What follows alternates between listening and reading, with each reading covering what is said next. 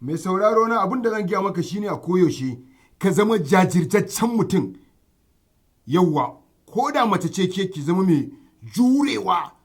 Na rantse da Allah idan ba ka da jurewa mutane za su canza maka tunani wata rana kuma ka zo kana da na sani.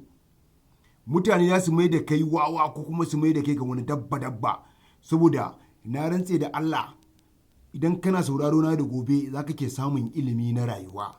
In kana da shi kuma ka ƙara in ba ka da shi ka ɗauka. Kun san menene?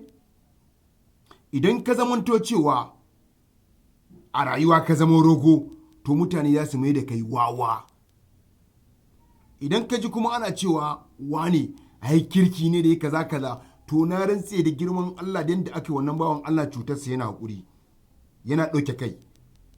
Wallahi saboda mutane suna da wahalar sha'ani.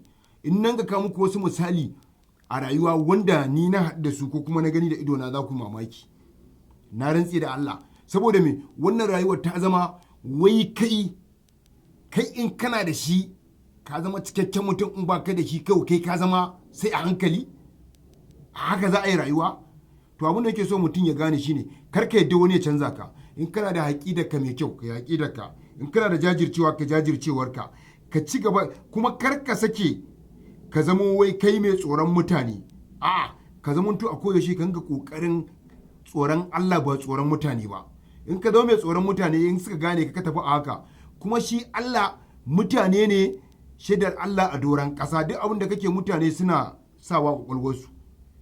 Kun fahimce ni ai yau wato saboda haka kar ka zama mutum banza ka ringa tunani mai kyau a koyaushe za ka yi rayuwa idan ba haka ba za ka zama kana ɗaukar tunaninsu a ƙarshe kuma sun mai da kai wawa kuma ka je ka gamu da Allah to ware kan ga jajircewa yauwa na gode.